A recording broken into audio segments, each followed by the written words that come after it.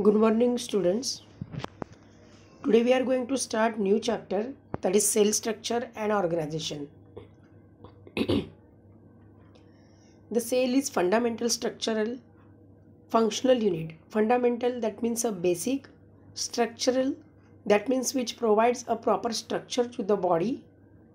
And functional, which performs the function for the living organisms. So it is the smallest part of the body of an organism which is capable of independent existence. That means we can say that we are living because each and every cell in our body is living their life. If all the cells in our body dies, that means we die. So the independent existence they have, and also they are performing the essential functions of life. That's why our whole life is our whole body is functional. That's why we are live. Means living our body, living our life. Shape of a cell. The cells also vary in their shapes. They may be flattened, columnar, that means vertical, columnar, polygonal, polygonal, that means a kind of diamond shape, disc-like, amoeboid, disc-like means flat, amoeboid means without any shape, irregular shape, thread-like, cuboid like a cube, or irregular like amoeba. Cell shape is always rotate and vary with the function they perform. So here some examples are given in the book also, the diagrams. Size of cells. Variation in size, that is according to the lifespan and the cellular activities which is depend on. Mycoplasma, the smallest cell, or PPLOs, that is the pleuropneumonia-like organisms, which is only 0.3 millimeter in length. And the bacteria are approximately 3 to 5 millimeter in size. An ostrich egg, which is known as to be the largest isolated single cell, because a single egg is also a single cell. The egg that we generally eat, that is also one cell, that is the ovum or egg. So in the eggs, ostrich egg is the largest egg, and which measures about 170 to 130 by 135 millimeter in size. So that is the largest cell. Human red blood cells, RBCs, are about 7 μm in diameter, and the nerve cell of human being, which is the longest cell, having length 19 to 100 centimeter in our body. Here are some examples of some primitive microscopes which are also given in our book, Cell Theory, which is proposed by the Schilden and Schwann. In 1838, the Matthias Schilden, a German botanist, announced that every plant is made up of large number of cells. He added that each of these cells perform various life processes. A year later, Theodor Schwann, a German zoologist who made similar discoveries in animals. So he declares that all animals and plants are composed of cells, and which serves as the units of structure and function. That means whole body structure and function which depend on cells, and all animals and plants which are made up of cells. So this is called the cell theory, which having proposed by the Schwann and Schilden in the year 1839. First point, all organisms are composed of one or more cells and product of cells. So maybe we are made up of cells, or maybe the product of cells like protein, like fats. Cell is the basic unit of structure, means our body's basic unit of structure is cell. Functional unit is also cell, and organization of all organisms. The drawback of cell theory was that they could not explain the formation of new cells. How new cells are formed, that cannot be explained by the cell theory. Rudolf Virchow, who modified the cell theory by adding the third statement, cells can arise only by division from a pre-existing cell. Means new cell can be formed by the previous cell, which is already exist. So here that cell existence is also shown in the diagram. Hence the modern cell theory states the three major points. Cell is the smallest structural unit of living organism. It is functional unit of living organism, and cells are arise from pre-existing cells. Now the next point, that is totipotency. It is the capacity or the potential of living nucleated cell to divide and differentiate into to form any other type of cell to form entire organism. That means if we consider a single cell is the pre-existed, means a parent cell of our body, then how could this kind of different shapes and size cell are form in our body, especially in the human being, and we can say the advanced animals and plants.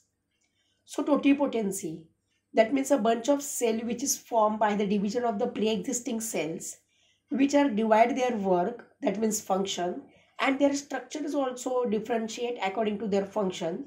So whole entire organism can be formed by a single cell. So that is the capacity of the cell to differentiate to form another type of cell, that is the totipotency. Types of cells. There are two types of cells, that are prokaryotic eukaryotic cells. They have no membrane bound organelles, no membrane bound nucleus and organelles. They include bacteria, blue-green algae, mycoplasma. Mycoplasma is one of the kind of what we can say the fungal cell, single fungal, unicellular fungal cell, single fungal cells, which are united to form a colony. Pleuropneumonia-like organisms. So here one of the example of bacteria which is given, a chromosomal DNA which is localized in a region which is called the nucleoid. This is the important part, that is the nuclear material which is present inside the prokaryotic cell. These are generally smaller and multiply more rapidly than the eukaryotic cells because they are unicellular and they don't have their separate nuclear material which is spread in the whole organism's body. They are generally smaller and multiply more rapidly than the eukaryotic cells. Sorry, we just left this first 2 points. There have no membrane bound nucleus and organelle. There is no separate nucleus, distinct nucleus cannot be seen. Like हम लोग जब अंडा फोड़ते हैं तो अंडे का nucleus yellow yellow हम लोग उसमें मिक्स कर देते हैं by mixing by spoon. So that is the one of the kind of we can say which seems like a prokaryotic cell जिसमें न्यूक्लियस उसके सेल के साइटोप्लाज्म में मिक्स है. They include bacteria, blue-green algae, mycoplasma and PPLO.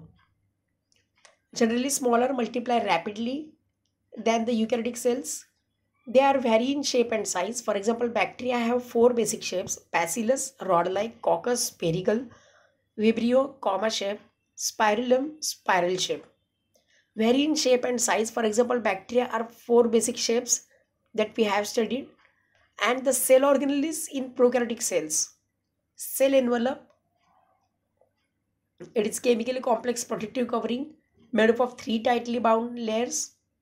Glycocalyx, that is outer layer.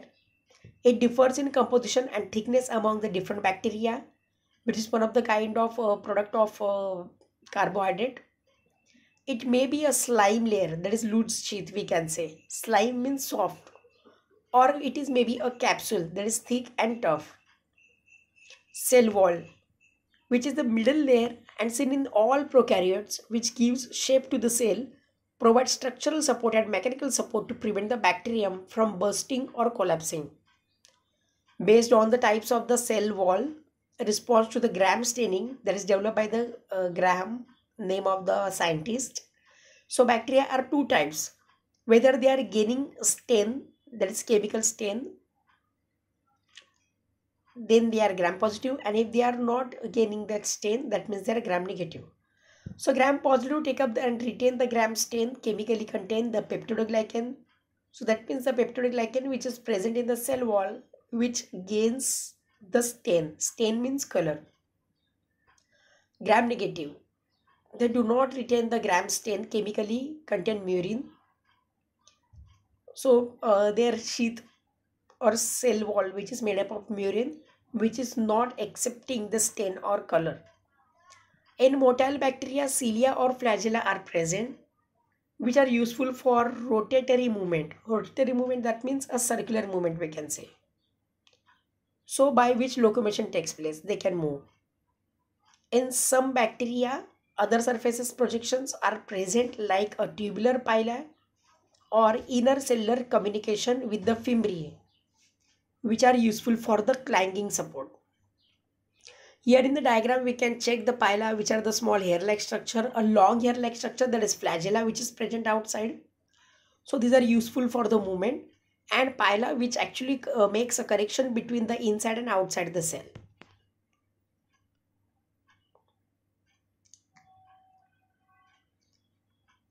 Plasma membrane, the inner layer, it is semi-permeable in nature, interacts with the outside environment of the cell. So this is structurally similar to that of eukaryotes. As like eukaryotes, which maintains the contact outside and inside environment of the cell. Mesosome and chromatophores, or these are the membranous structures. Mesosome is formed by the infoldings of the plasma membrane.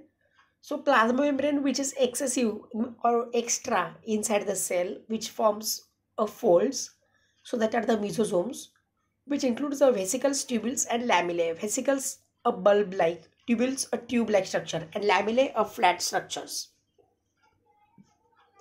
Functions. Mesosome helps in the cell wall formation, which helps in the cell wall formation, in DNA replication, that means the formation of new DNA, which are the chromosome in the prokaryotic cell, in distribution of chromosome to daughter cells. Also the distribution, that means from the parent cell to the mother cell, that is parent cell, to the daughter cells, newly formed cells. In respiration and secretion process. So respiration, that means the getting energy from the food material, and secretion, there is a formation of something material which is required for the cell function. To increase the surface area of plasma membrane and enzymatic content. So the more the surface area, which will provide the more the area for the reaction. Chromatophores are membranous infoldings in some prokaryotes. For example, cyanobacteria, that is blue-green algae, they contain pigments. So the blue-green algae or cyanobacteria, which are green in color and performs photosynthesis because of the chlorophyll pigments which are present in the chromatophores. Nucleoid.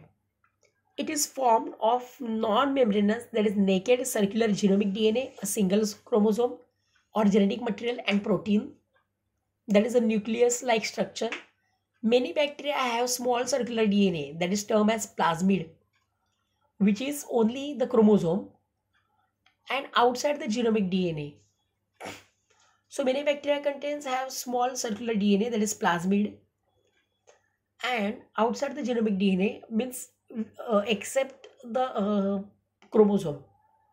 So the main genomic DNA, which is chromosome, and also the extra DNA material which is present, which is termed as plasmid.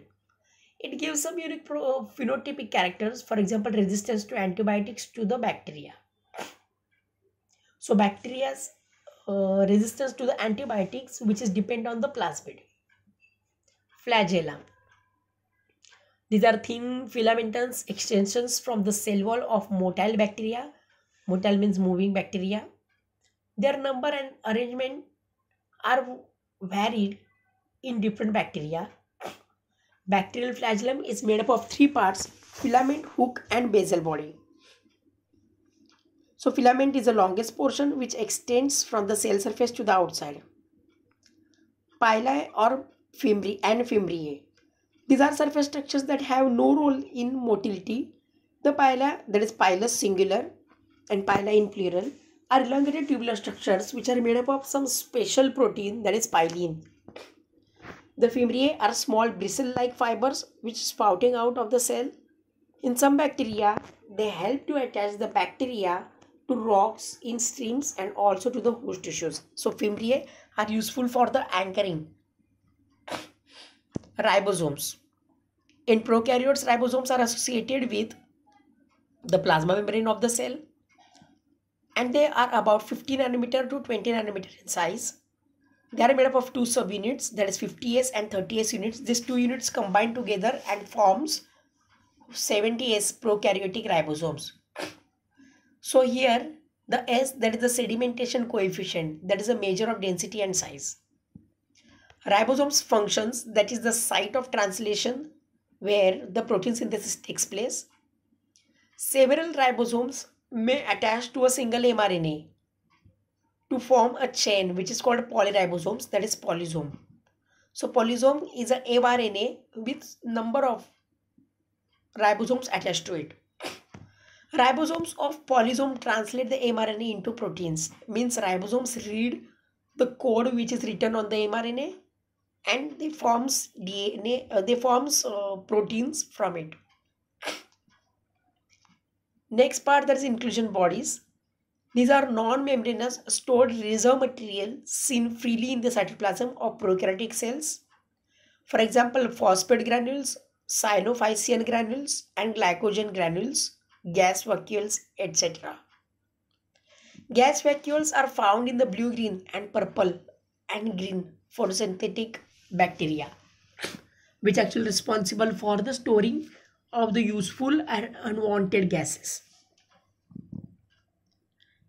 Next part that we are going to start, that is the eukaryotic cells. The cells in which nucleus has definite nuclear membrane are known as eukaryotic cells. These are exhibit the presence of membrane bound cell organelles that we have studied in the 9th standard. Cells of protista, cells of kingdom protista, cells of kingdom plantae, kingdom animalia, and kingdom fungi. So except kingdom monera, rest all shows the eukaryotic cells. These are different shape, size, and according to their physiology, but all cells are typically composed of plasma membrane, cytoplasm, and cell organelles, which are common in all, like mitochondria, endoplasmic reticulum, ribosome, Golgi complex, etc. And they are with the true nucleus. So nucleus is distinctly seen. Components of eukaryotic cells. Parts of a cell. So the living parts, that is a cell membrane, and non-living parts, that is cell wall.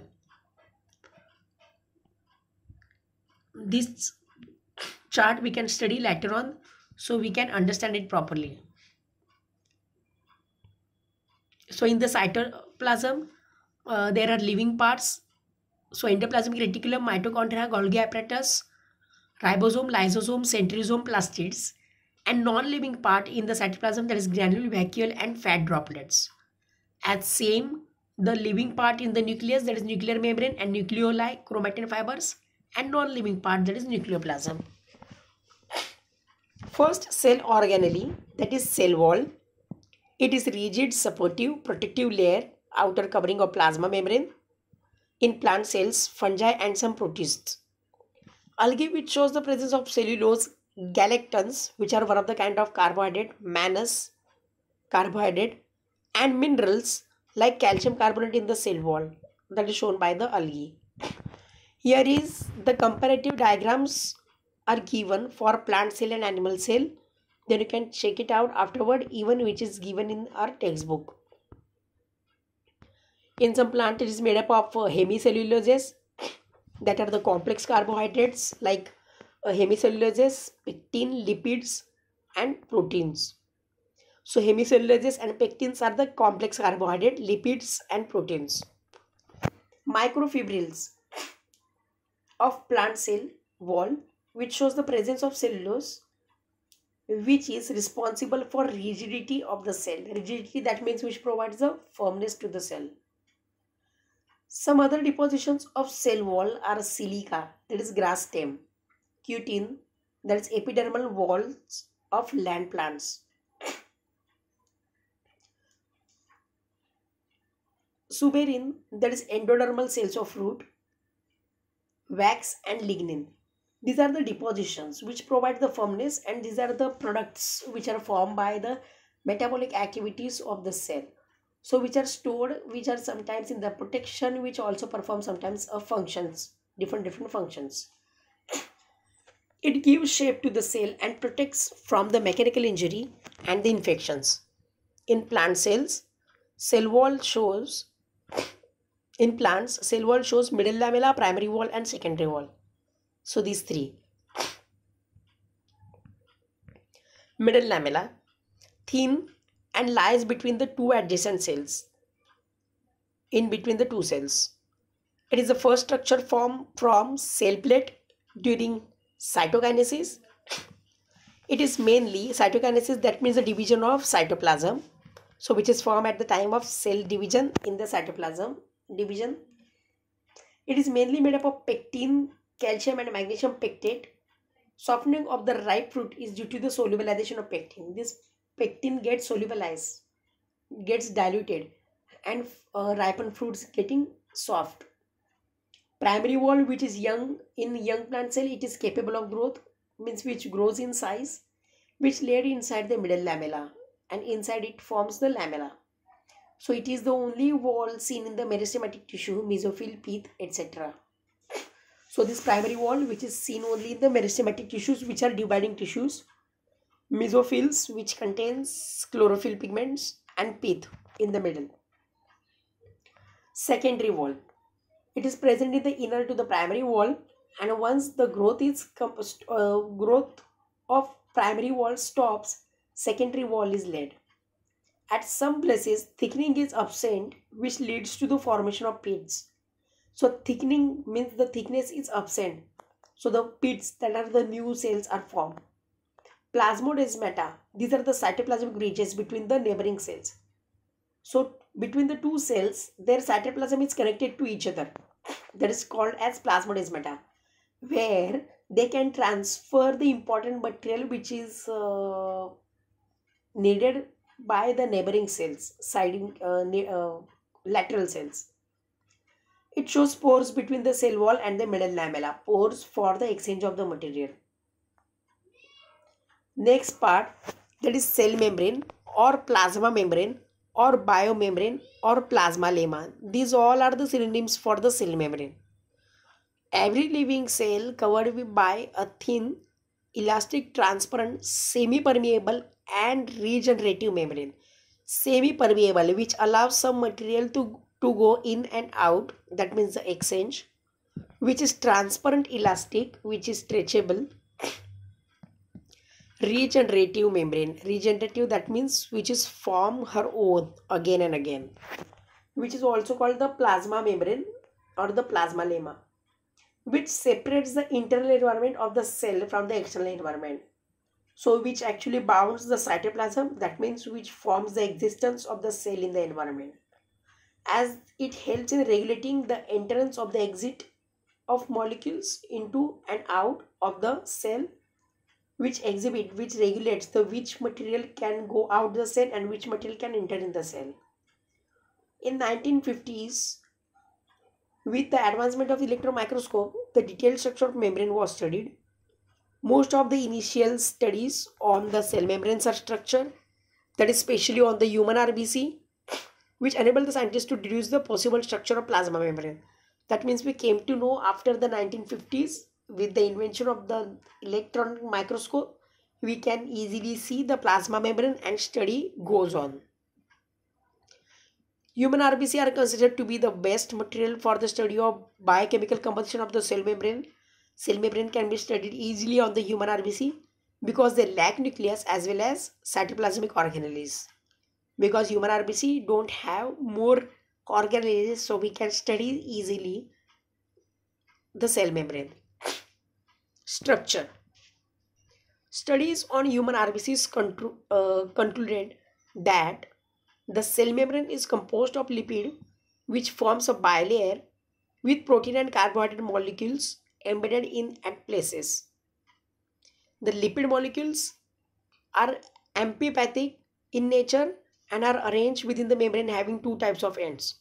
They are amphipathic, that means they are hydrophilic and also hydrophobic.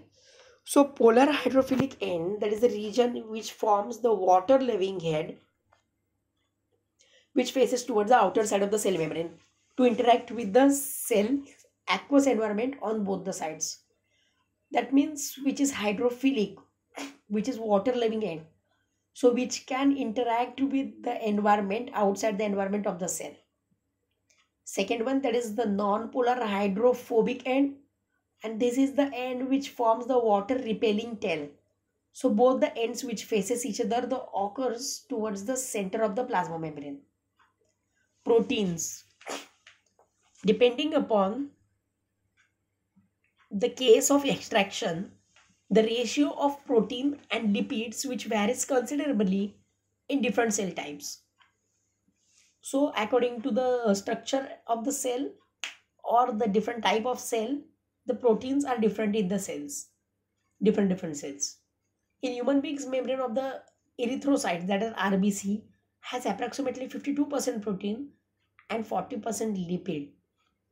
The membrane proteins can be classified as integral and peripheral proteins. Integral, that is the intrinsic proteins, they have longer association and bound firmly to the membrane, that are the integral proteins. They are attached to the membrane, cell membrane. These proteins are buried partially or totally in the phospholipid bilayer. So phospholipid bilayer of the membrane. Peripheral proteins, these are also called extrinsic proteins. They have weaker association and are bound to lipids of membrane by electrostatic interactions. They are just connected to the cell membrane outside. Carbohydrates, this constitute about 1 to 5% of chemical composition of plasma membrane. These are associated with the phospholipid or with the peripheral proteins which are on the plasma membrane to form glycolipids and glycoproteins respectively. To understand the structure of plasma membrane, various models are given, out of which the most accepted model is fluid mosaic model given by the Singer and Nicholson in 1972, which shows a kind of sandwich-like structure. According to this model, cell membrane is made up of phospholipid bilayer and proteins. Phospholipid bilayer, that is the above yellow and the below yellow. These two, this is the above yellow and this is the below yellow, round shaped structures. These are the phospholipid bilayer, and in between there are proteins. These proteins are like icebergs. So like icebergs in the sea of lipids, they are floating in the sea of lipid, ocean of lipid. Proteins can change their position. Some proteins are intrinsic, that is occur different depths of bilayer. Some proteins are intrinsic, occurs in the different depths of bilayer. They are present on the entire thickness of the membrane, means they are present everywhere as well as the cell membrane surfaces. So they are called the transmembrane proteins because they are present on the each and every part of the membrane. Forms the channels of passage of water from which the water can flow. Extrinsic or peripheral proteins are found on two surfaces of the membrane. Quasi-fluid nature of lipid enables the lateral movement of the proteins. Quasi-fluid nature, that means they are flowing very slowly, gel-like. That is a quasi-fluid nature. This ability to move within the membrane is measured as fluidity. Fluidity of the membrane. The fluid nature of the membrane is important from the point of view of the interactions of molecules within the membrane as well as other functions like formation of inner cellular junctions, cell growth, secretion, endocytosis, cell division, etc. These are the cellular functions which are performed by helping the molecules which are the flowing in the fluidity of the membrane. We can say which are actually passing in and out of the membrane. Passage of substances across the membrane occurs mainly by two methods. One, that is active transport. So active transport is the movement of the molecules across the membrane against their concentration gradient. That is from the lower to the higher concentration. That is the active transport. So it is an energy dependent process with the ATP is utilized. So ATP is utilized. ATP is the energy molecule of the cell which is required for the active transport. For example, the flow of ions and molecules Na plus and Ka plus pumps. Polar molecules requires a carrier protein of the membrane to facilitate their transport across the membrane because they cannot pass through the non-polar lipid bilayer. So polar molecules are required for the protein transport in the protein of the membrane in the transport process. Passive transport. Passive transport is the mode of movement of molecules or substances across the membrane without any requirement of energy. It can be further divided into three types. First one, that is osmosis. Second one, that is simple diffusion. And third one, that is facilitated diffusion.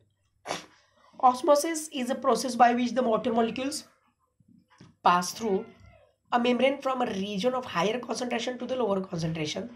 Simple diffusion, where the molecules which are neutral in nature, which are move across the cell according to the concentration gradient, higher concentration to the lower concentration, that is in the gases and the small molecules. These are the examples.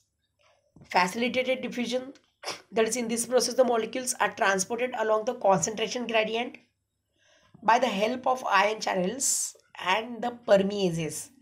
Permeases, that means which are the enzymes which permits the entry and the exits of the molecules inside the cell.